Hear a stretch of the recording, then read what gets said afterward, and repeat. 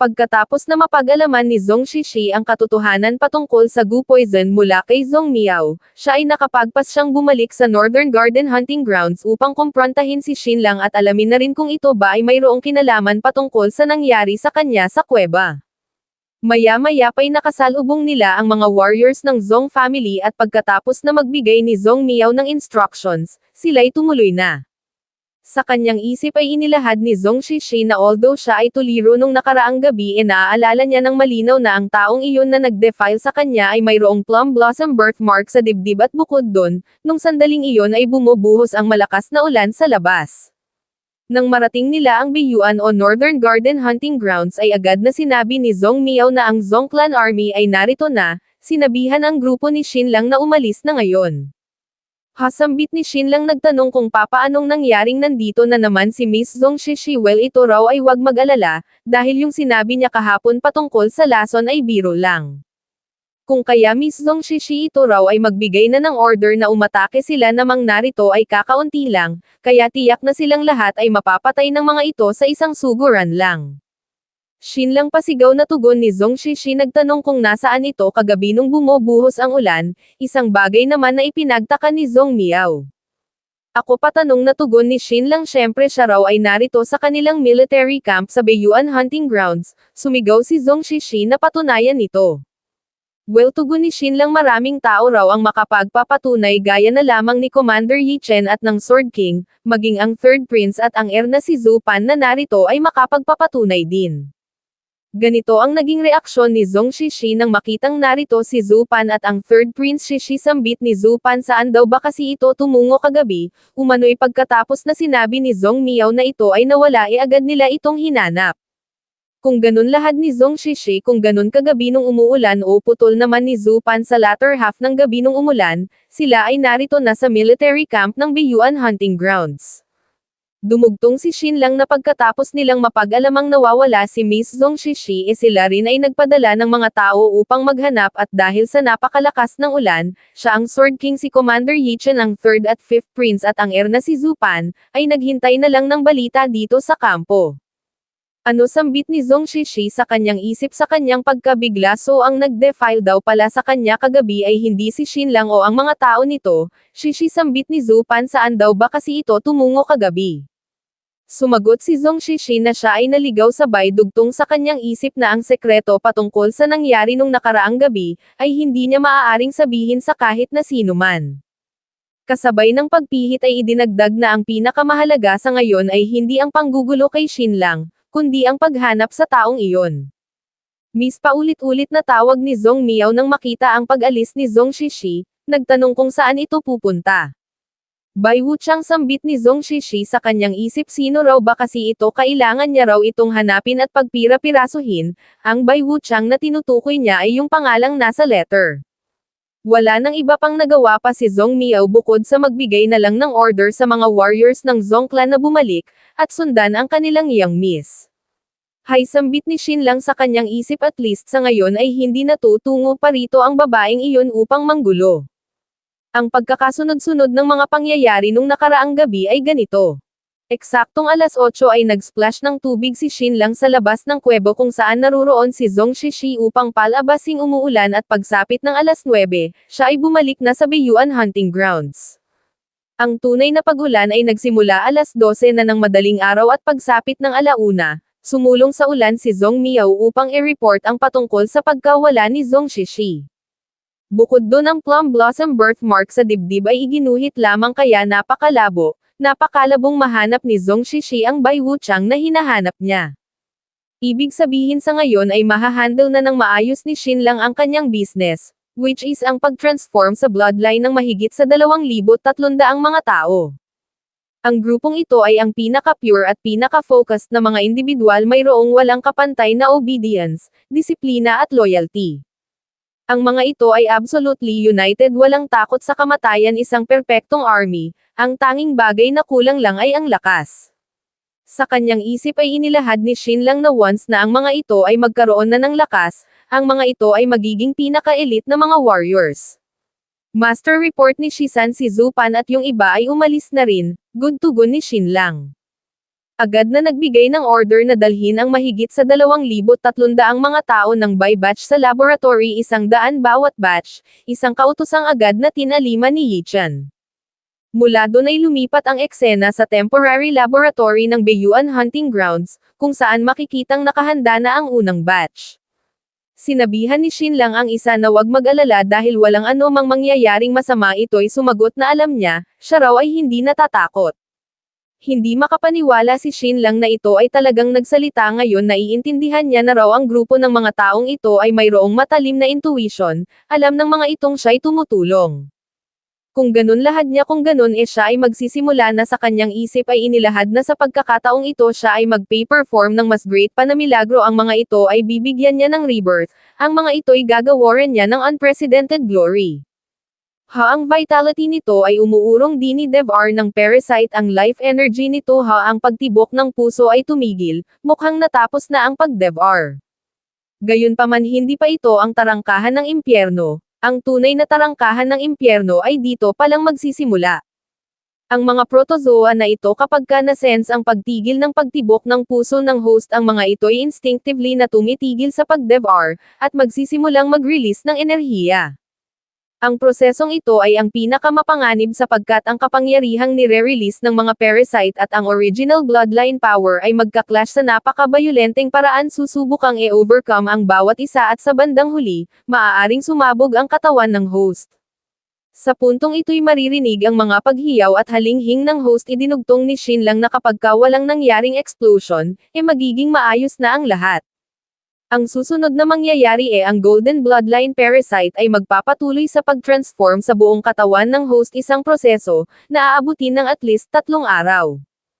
Ang sunod na nilapitan ni Shin Lang ay si Li Guzi. Tinanong kung ito ba ay natatakot. Si Li Guzi ay isang autistic na pasyente, na sumusuka kapag ka mayroong sino mang humawak sa kanya. Ang tanong ni Shin Lang ay sinagot ni Li Guzi sa pamamagitan ng pag-iling. Kung ganon lahad ni Shin Lang, kung ganon siya ay magsisimula na. Thus ganoon na nga ang ginawa niya at mula doon ay nagtrabaho ng walang kapaguran si Shin Lang sa pag-inject ng Golden Bloodline Parasite sa lahat ng mahigit sa 2,300 mga zero bloodline individuals at sa kabutihang palad, walang kahit na isang naging casualty. Ngayon lahat niya kasabay ng pagpunas ng pawis. Ang natitira na lang ay ang paghintay sa resulta. Samantala sa Xuanwu City naman, pagkatapos na makabalik ni Mulan mula sa capital, siya ay tuluyang nahulog sa mapantasyang gunita. Inaasam ang pagkakaroon ng anak, siya ay nagkaroon ng kalaban, at iyon ay ang kanyang period. Nasa 3 o 4 na araw na ang dumaan mula sa kanyang kadalasang schedule, subalit siya'y hindi pa rin dinadatnan ng dalaw, kaya siya'y tumungo na kay Dr. An upang magpatingin.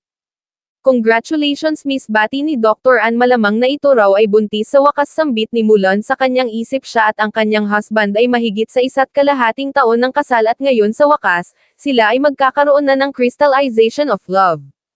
Meanwhile sa capital naman ay dumating na ang nakatakdang araw ng panganganak ni Xiaobing, maririnig ang pag-iyak ng sanggol.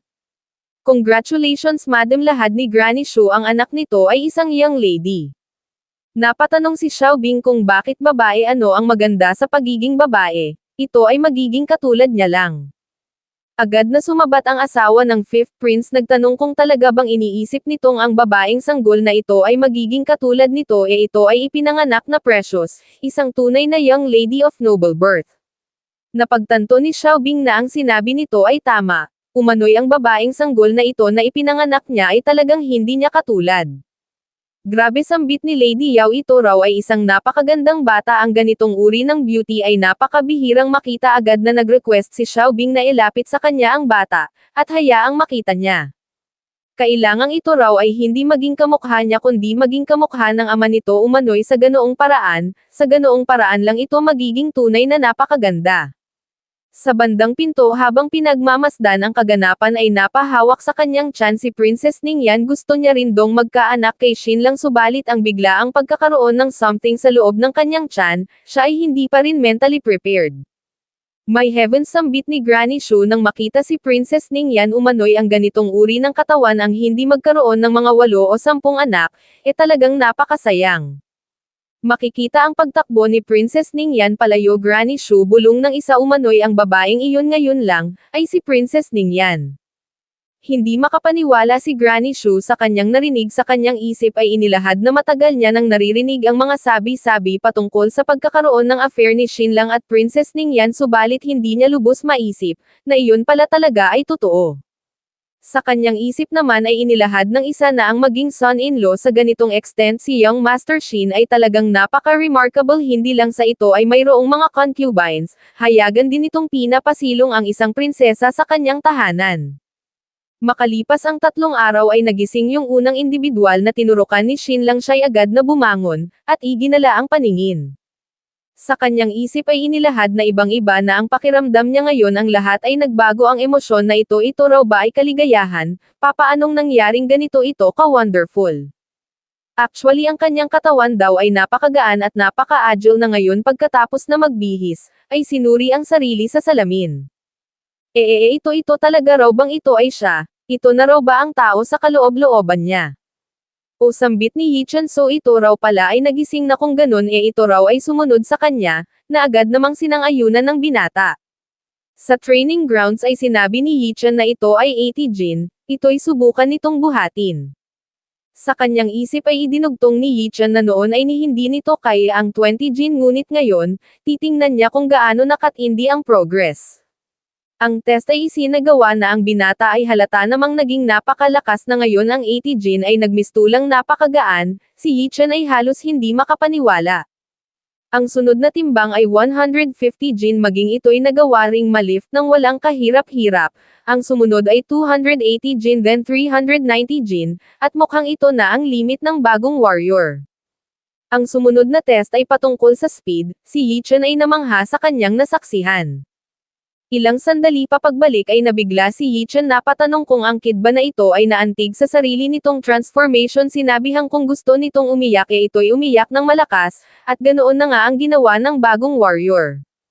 Makalipas ang 10 minuto siya'y tumahan na, at dito, ay nagtanong si Yichen kung sino ang pinakagusto nitong makita sa ngayon. Sumagot ang binata na si Young Master Xin. Hahatugon ni Yichen, umano'y ang Young Master ay magaling lang sa pag-handle sa mga masasamang tao, subalit pagdating sa pagtanggap ng pasasalamat, iyon ay walang katalent-talent. Besides, ang anak na babae ng Young Master ay kakasilang lang, kung kaya iyon ay nagmadaling bumalik sa capital upang makita ang kanyang baby girl. Malamang na iyon ay mga bukas pa makakabalik dito o kaya naman sa susunod na araw pa. Idinugtong na si Li Guzi ay malapit na ring magising. Kapag iyon ay nagising ipagawa nito doon ang mga test na ginawa nito ngayon lang. Ganoon din ang iba pa, siguruhing mate-test ang strength at speed ng lahat ng mahigit sa 2,300 katao. Oo, tugon ng binata. Then mula doon ang lahat ng mahigit sa 2,300 katao ay sumabak na nga sa strength at speed test ng walang anumang command. Kusang kinumplito ang lahat ng mga test, then silang lahat ay tinipon ni Commander Yichen. Nagbigay ng order na sundin ang first at second lessons ng drill manual, mag-ensayo ng malaya, then pagkatapos ng kalahating oras, magtipon upang kumain. Pagkatapos na kumain ay mag-ensayo ng dagdag na 1 pang oras patungkol sa third at fourth lessons ng drill manual, at pagkatapos nun, matulog at magpahinga na. Mahigit sa 2,000 Bloodline Nirvana Warriors ang instant na nag-assemble din ng walang anumang orders at supervision, sila'y nagsimulang mag-train ng kusa. Habang pinagmamasdan ang mga ito ay hindi maiwasan ni Yichen na maluha. Ang mga ito raw ay talagang ang best army sa buong mundo. Siya raw ay napakaswerte upang maging commander ng mga ito. Outstanding ito raw ay ang kanyang trump card army, ang kanyang invincible na legion. Sa border hunt 3 buwan mula ngayon ay gugulatin nila ang mundo. Si Young Master Xin ay muli na namang nakagawa ng great miracle. Ang eksena ay lumipat sa Wu Kingdom, kung saan makikita ang pagdating ng isang carriage. Sa loob ay lulan ang envoy ng Chu, ang Deputy Minister of Rights ng Chu Kingdom. Sa kanyang isip ay inilahad na si Bayan Xiao ay ilang buwan nang nag-retreat, yet ang puso ng Wu ay wasak pa rin.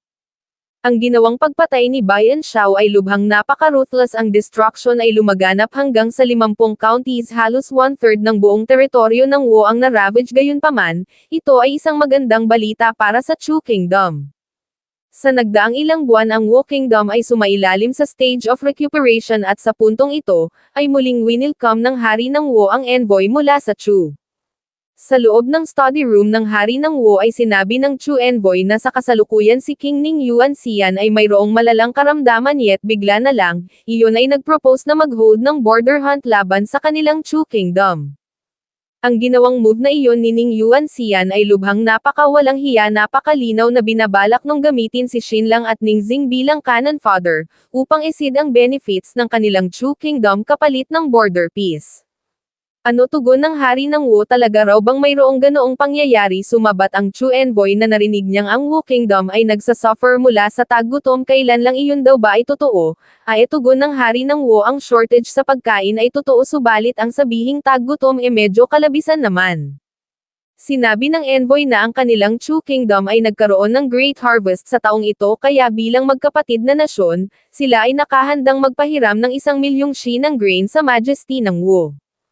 Ano 1,000,000 shi ng grain patanong na sambit ng isang opisyal sa kanyang isip sinabi ng isa pa na ang halagang ito ay sapat upang mapakain ang 2,000,000 tao sa loob ng mga 2 hanggang 3 buwan though mayroon pa ring gap, at least magagawa nilang maka-endure sa winter. Sinabi ng Hari ng Wu na ang Hari ng Chu ay talagang napakabuti talaga rong siya ay naantig, kung ganun siya ay magsusulat ng promissory note para sa hari nito ngayon din. Hari ng Wu tugon ng envoy ang grain na ito ay maaari nilang ipahiram ng walang anumang charge subalit, ang kanilang hari ay mayroong isang request. Umano'y sinasabing ang Majesty ay minsan nang nakipag-sign ng sekretong kasunduan sa Hari ng Yu agad na sumabat ang Hari ng Wu na walang ganoong uri ng sekretong kasunduan, ang mga sabi-sabi patungkol sa bagay na iyon ay purong nonsense lang mula sa labas.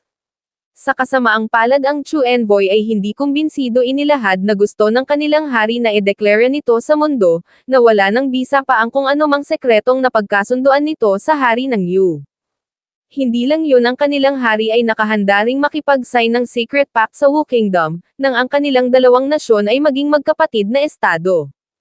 Sumagot ang Hari ng Wu na ngunit ang Wu at Chu ay magkapatid na estado na subalit tugon ng envoy kailangan pa rin ng opisyal na seremonya besides, iyon naman ay piraso lang ng papel. Your Majesty ang kailangan lang nitong gawin ay ang nullify ang secret pact nito sa Yu at makipag-sign ng secret pact sa kanilang Chu Kingdom then maaari na nitong makuha ang 1,000,000 shi ng grain, kaya bakit ayaw nito? Pakiusap envoy tugon ng Hari ng Wu na magpahinga na muna ito ang bagay na ito ay isang matter of great importance, ito ay nangangailangan ng further discussion. Sumagot ang envoy na ang Hari ng Wu ay farsighted, kaya natitiyak niya rong ito'y makakagawa ng tamang desisyon. Pagkatapos na makaalis ng envoy ng Chu ay agad na nagsiyukod ang mga opisyal ng Wu Your Majesty lahad ng 1,000,000 mga nagugutom na mga refugee ang umiiyak humihingi ng pagkain iyon ay napaka-unbearable tingnan, habang sinabi naman ng isa pa na ang winter ay palamig ng palamig at kung walang pagkain, tiyak na ang mga tao ay mamamatay sa gutom. Hasambit ng Hari ng Wu sa kanyang isip so sinasabi raw ba ng mga ito na ang mga ito lang ang mayroong pake sa mga tao at siya wala, sabay lahad na maging ang mga ito ay umalis na muna sa ngayon at hayaan siyang mapag-isa, isang bagay na agad na sinunod ng mga matatandang ministro.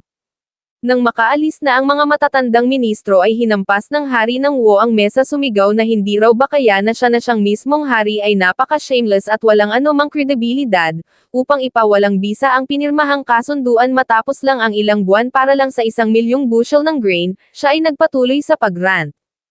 Your Majesty lahad ni Grand General Wu hindi na nito kailangan pang magalit, ang paraan ng pag-iisip ng mga ministro ay ibang-iba kung ikukumpara sa hari. Oo tugon ng Hari ng Wu sa mata ng mga ministro na iyon ang kanyang reputasyon bilang hari ay hindi ganoon kahalaga kaya kung maaaring ipagpalit ang katanyagan para sa grains, bakit hindi? Gayunpaman hindi naisip ng mga iyon kung gaano karaming beses maaaring may benta ang reputasyon ang kanyang Wu Kingdom ay kulang na kulang pagdating sa grains, subalit talaga nga bang ganoon? Ang household ng mga ministrong iyon ay mayayaman ang pile ng mga grains ay gabundok, kaya ang mga iyon ay natatakot na iyon ang pagdiskitahan niya. Upang maiwasan ang pagdodugo sa kanilang mga sarili syempre gustong ibenta ng mga iyon ang kanyang reputasyon, nang ang kanilang mga imbak ay hindi magalaw. Sinabi ni Grand General Wu na ang mga bagay na ito ay hindi na mahalaga pa ang mahalaga ay ang kasalukuyang sitwasyong kinakaharap tinanong ang kanyang pamangkin kung papaano magre-respond ang kanilang Wu, ang isang great hero ay uusbong na mula sa timog. Lumalabas na ang tinutukoy ni Grand General Wu ay si Jingjun sa kanyang isip ay inilahad ng hari ng Wu na ang taong iyon ay formidable, at ilang taon na mas bata kaysa sa kanya. Nung mamana nun ang trono ng Southern Wu Kingdom iyon ay hamak lamang na puppet yet sa loob lang ng 2 hanggang 3 taon, iyon ay naging overlord ng shaman tribes. Inilahad ng hari ng Wu sa kanyang uncle na ang taong iyon ay di hamak na mas capable kaysa sa kanya, kasabay ng pagtayo ay idinugtong na tiyak na ang Chu ay nakipag-sign na rin ng kasunduan kay Jingjun. Kapag ka na-regain na ni Jingjun ang buong Southern Wu Kingdom at mawalis ang buong katimugan, iyon na ay ang hudyat ng pagmarcha ng army ng Chu sa silangan. Kung kaya ang stakes ng gaganaping border hunt ay tiyak na hindi makakasatisfy sa Chu, ang tusong matandang fox na iyon ay tiyak na ibubuka pa ng malaki ang kanyang bunganga, at magpapatuloy sa pag-extort kay Ning Yuan Xian. Uncle, sila raw ay maaari lamang tumindig sa mananalong panig, subalit papaano kung ang Yu Kingdom ay ang siyang manalo sa paparating na border hunt? Nabigla si General Wu sa kanyang narinig, nagtanong kung papaano iyon magiging posible ang elite na mga sundalo ng Chu ay ilang taon nang nakikipaglaban, at noon pa may mas malakas na kaysa sa mga sundalo ng Yu. 5,000 laban sa 2,000 at yung 2,000 pa na na-recruit ng Yu ay puro mga walang silbi, kaya papaanong mangyayaring ang mga iyon ay mananalo? Well, tugon ng hari ng Wu, ang tanging magagawa na lang nila ay ang maghintay upang malaman. Sa sumunod na araw ay ni-reject ng hari ng Wu ang mga demands ng Chu at idiniklara na ang pinirmahan sa pagitan ng Wu at Yu ay isang truce agreement lang, hindi isang secret alliance. Sa korte ay inanunsyo ng hari ng Wu na ang kataga ng kanyang Great Wu Court ay katumbas ng ginto, kaya hinding-hindi nila pupunitin ang isang pinirmahang kasunduan para lamang sa petty gain. Your Majesty, yukod ng isang matandang ministro, pakiusap ito raw ay mag-reconsider. Your Majesty, apila ng isa pa, ang mga tao ay nagugutom at walang bigas na maisasaing sa rate na ito, maaaring ang mga iyon ay hindi makasurvive sa winter. Sumigaw ang hari ng Wu na i-convey ang kanyang decree, magmula sa araw na ito ay babawasan ng 2/3 ang expenses ng palasyo. Siya na hari ng Wu ay kakain lamang ng 2 bowls ng manipis na lugaw araw-araw, at ang lahat ng imbak na mga grains ng royal family ay ipagkakaloob sa mga taong nagugutom. Then ang hari ng Wu ay personal na bumisita sa tahanan ng ilang mga matatandang ministro, nagsulat ng mga IOU upang manghiram ng grains. Ang mga opisyal at noble families ng Wu Kingdom ay nag-contribute, yet sa loob ng kalahating buwan, 50,000 bushels lang ng grains ang kabuoang naipong donasyon. Agad-agad pagkatapos ay isang major leak ang nangyari within sa leadership ng Yu, isang mahalagang listahan ang na-expose.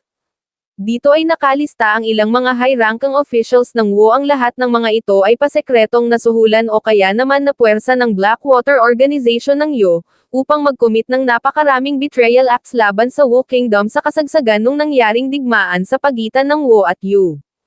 Sa galit ay in-execute ng hari ng Wu ang buong clan ng mga second-rank official na nasa listahan, at sa wakas, ang mga noble families ng Wu ay nagsimula na ring mag-donate ng malaki, at sa loob lang ng 10 araw, 800,000 bushels ng grains ang nalikom.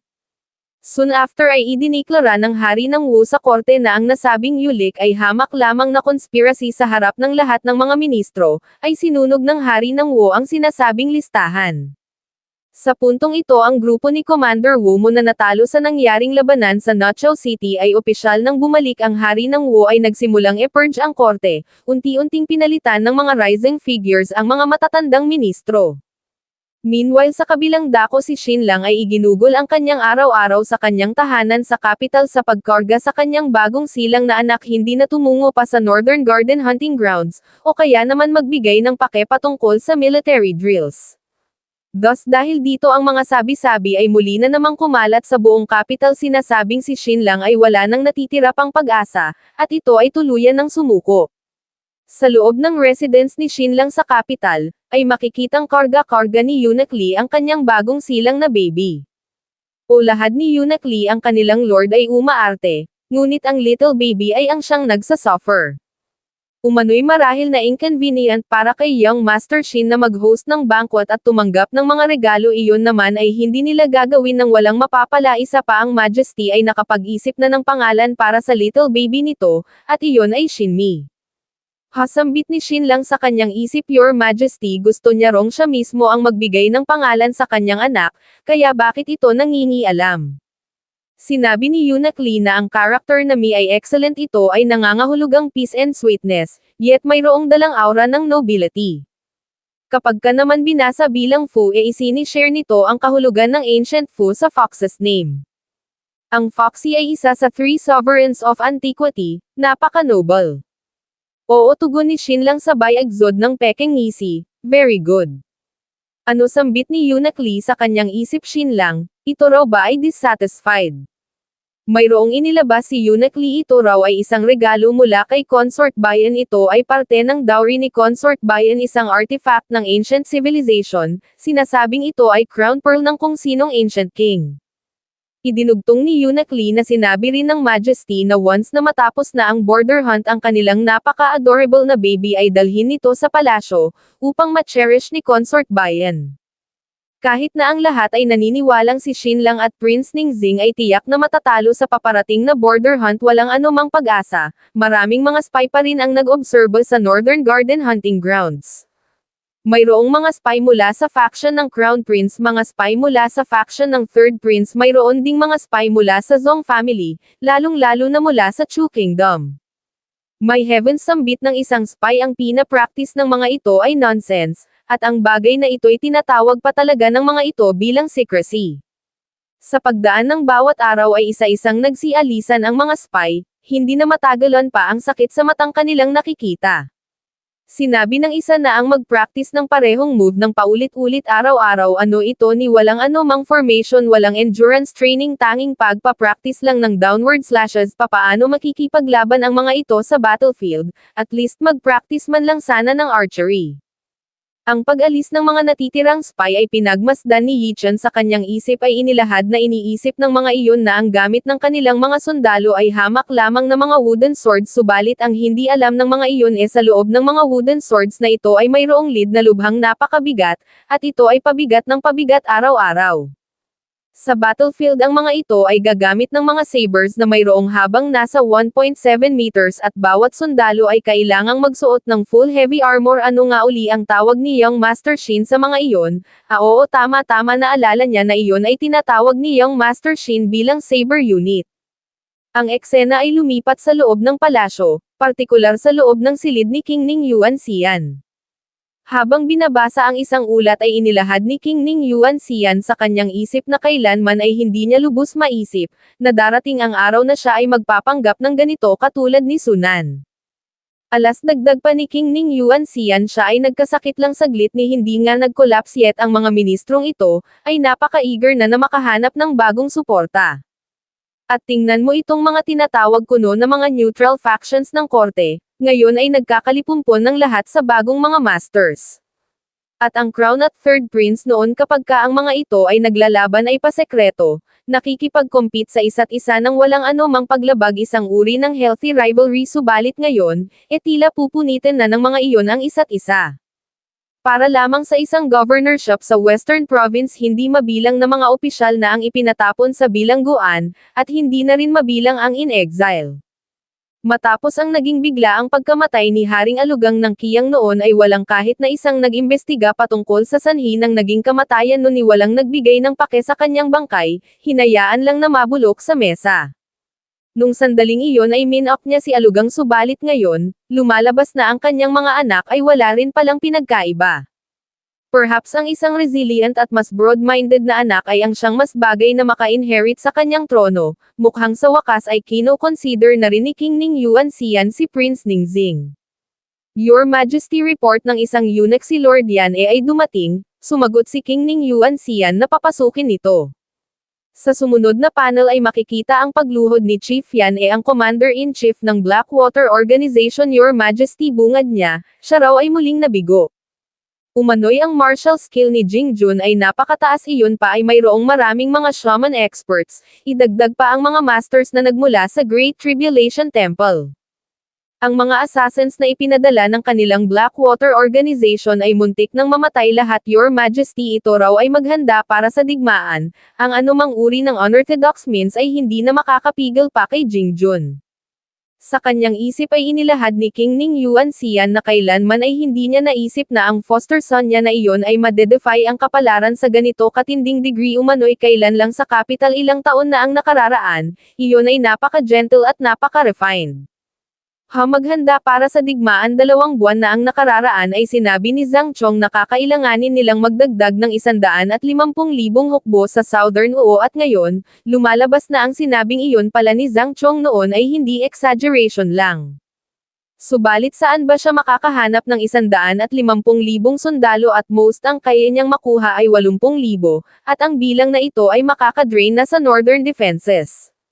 Then ang norte ay may iwan na lang kay Duke Bayan Xiao si Marquis Nangangao ang army ni 3rd Prince Ningqi ang lahat ay magmamarcha patimog, at maging ang capital ay magiging defenseless. Buti na lang at nagawang ma-eliminate ng maaga ni Xin Lang si Sunan dahil kung nagkataon ang rebelde ni Sunan ang army ng Qi ang army ng Wu army ng Chu at army ni Jing Jun 5 malalakas na mga kalaban ang sasalakay ng sabay, na tiyak na magdudulot ng national ruin. Tinanong niya si Chief Yan kapag in-empty niya ba ang northern defenses, ang army ba ng Wu ay magmamarcha patimog. Sumagot si Chief Yan na sa ngayon ay hindi subalit kapag nagawa ng ma-unify ni Jing Jun ang Shaman tribes at ma-retake ang Southern Wu kapag ang army nun ay magsimula ng magmarcha patimog, tiyak na hindi palalagpasin ng hari ng Wu ang pagkakataong iyon. Ang ginawa ng refusal sa alliance demand ng Chu sa ngayon ay hindi patungkol sa kredibilidad, sa halip ay timing. Nagtanong si King Ning Yuan Xian na kapag ipinagkatiwala niya ba ang buong northern defense kay Duke Bayan Xiao, iyon ba ay magagawa ng ma-hold? Sumagot si Chief Yan na hindi niya alam subalit si Duke Bayan Xiao ay nag-e-excel sa offense, hindi sa defense. Makalipas ang ilang sandali ay tinanong ni King Ning Yuan Xian si Eunuch Li kung natapos na ba sa pagkalkula ang 3 sangay kapag sila ay nag-deploy ng 80,000 hukbo sa Nanoo Kingdom, magkano ang military funds na kakailanganin. Mayroong iniabot na memorial si Eunuch Li nang makita ang nilalaman ay ganito ang naging reaksyon ni King Ning Yuan Xian, lumalabas na ang suma total na kakailanganing pondo ay 3,500,000 gold coins, isang halagang higit pa sa annual tax revenue ng Yu Kingdom. Sa parehong pagkakataon ay inanunsyo ng isang eunuch ang pagdating ni Princess Ningjia, habang si Chief Yan naman ay nagpaalam na. Maya-maya pa ay tinanong ni King Ning Yuan Xian si Princess Ningjia kung magkano ang nakahandang ipahiram ng Hidden Origin Society, ang Hidden Origin Society na ito ay ang Yin Yuan Bank. Sumagot si Princess Ningjia na ang Hidden Origin Society ay nakahandang magpahiram ng 3,500,000 gold coins, isang bagay naman na ikinabigla ni King Ning Yuan Xian. Imposible sambit niya. Umano'y napaka-imposible na ang Hidden Origin Society ay ganoon ka-generous. Ni hindi pa nga nila nababayaran ang ilang milyong nauna na nilang utang, kaya papaanong mangyayaring ang mga iyon ay nakahandang magpautang uli. Sinabi ni Princess Ningjia na gusto itong makausap ng personal ng elder ng Hidden Origin Society na si Shu Butao, isang bagay na mang-agarang binigyan ng pahintulot ni King Ning Yuan Xian. Makalipas ang kalahating oras ay dumating si Elder Shu sa kanyang isip ay inilahad ni King Ning Yuan Xian na ang taong ito ay mahigit sa 70 taong gulang na mahigit sa 20 taon na nitong nililid ang Hidden Origin Society noon maging si Count Jinyu ay winasak nito, ang Jinyu na tinutukoy dito ni King Ning Yuan Xian ay ang ama ni Marquis Jinzhou. Elder Shu sambit ni King Ning Yuan Xian pakiusap ito raw ay tumayo ito'y mahigit sa 10 taon na mas matanda kaysa sa kanya, hindi niya kayang tanggapin ang ganito katinding courtesy. Pagtayo ni Elder Shu ay inilahad ng hari na narinig niyang ang Hidden Origin Society ay nakahandang magpahiram sa kanila ng dagdag na 3,500,000 gold coins, siya raw ay talagang grateful kung ganon. Sumagot si Elder Shu na although siya ay hindi nagmula sa US ay matagal-tagal na ring naninirahan dito, kung kaya itinuturing niya na ang kanyang sarili bilang subject ng Yu Kingdom. Thus ang pag-serve sa Majesty ay natural lang gayunpaman ang kanilang Hidden Origin Society ay mayroong isang request, gusto nilang makuha ang formula para sa mga glass mirrors. Gaya ng inaasahan sambit ni King Ning Yuan Xian sa kanyang isip Your Majesty dugtong ni Elder Shu si Xin Lang ay napaka-loyal dito at ang kapalaran nun ay nakasalalay sa mga kamay nito kaya kapag ito ay nagsalita, tiyak na isusuko nun ang secret formula sa paggawa ng mga glass mirrors. Once na makuha nila ang formula, ang kanilang Hidden Origin Society ay hindi lang sa magpapahiram ng dagdag na 3,500,000 gold coins ng walang interest, ang nauna ng ilang milyong utang ay kakalimutan na rin nila. Ang bagay na ito ay hindi nagre-require ng anumang cost sa iyo o kaya naman anumang cost sa Majesty, kung kaya bakit hindi nito tanggapin. Sa kanyang isip ay inilahad ni King Ning Yuan Xian na ang mga libreng bagay ay ang siyang pinakamahal, ang mawawala sa kanya, ay ang tiwala sa pagitan nila ni Xin lang. Well, kung ganun lahat niya, kalimutan na lang nito sabay pasalamat, nagbigay ng utos na samahan palabas si Elder Shu. Nang makaalis na si Elder Shu, butaw ay inilahad ng hari na iniisip ng lahat na siya ay matanda, na iniisip ng lahat na siya ay incapable, at ang lahat ay gusto siyang i-oppress. Sa pasigaw na paraan ay inutusan si Eunuch Lee na sabihin dun kay Xin lang na mas maiging iyon ay magsumikap ng husto, siya'y sawang-sawa ng i-lockdown ng lahat. Ang tugon ni Eunuch Lee ay ganito, subalit agad ding binawi ni King Ning Yuan Xian ang kanyang sinabi, umano'y di bale na lang hindi na kailangang sabihin pa nito doon ng direkta, dahil malamang sa malamang na naiintindihan nun ng husto ang buong sitwasyon. Eunuch Lee, son, ito raw ay mag-draft ng edict, hayaan si Nan Gongao na mag-gather ng 50,000 hukbo, at maging handa anumang oras sa pagmarcha patimog patungo sa battlefield ng Nanoo. Yes, Your Majesty, tugon ni Eunuch Lee. Xin lang ningzing sambit ni King Ning Yuan Xian sa kanyang isip, hihintayin niya ang paggulat ng mga ito sa mundo. Ang mundo'y yanigan ng mga ito gamit ang buong lakas. Sa puntong iyon, siya ay muling aatungal sa mga bundok at kagubatan. Sa Northern Garden Hunting Grounds ay patuloy ang isinasagawang training. Sa kanyang isip ay inilahad ni Yichen na ang mga Zero Bloodline men na ito pagkatapos na matransform, ay parami ng parami ang kinakain. Bawat isa ay nakakapag-consume ng 2 pounds ng grain, 3 pounds ng karne, at 5 pounds ng gulay at prutas araw-araw. Ang mga ito ay hindi tumatanggap ng military pay, subalit si Xin lang ay gumagastos ng mahigit sa 2,000 gold coins bawat araw. Pagkatapos ng training, ang mga ito ay kailangang bumabad sa medicinal bath sa loob ng 2 oras upang ma-restore ang kanilang mga meridian. Sa loob ng 3 buwan ang magagastos sa mahigit sa 2,300 na mga tao pa lang na ito ay tinatayang aabot na ng 200,000 gold coins. Ang army na ito ay literal na pinanday mula sa ginto. Gayunpaman, ang paggastang ito ni Young Master Xin ay napaka-worth it sapagkat ang mga taong ito ay malalakas at mayroong great potential. 3 buwan mula ngayon ang mga ito ay maghintay lang, gugulatin nila ang lahat.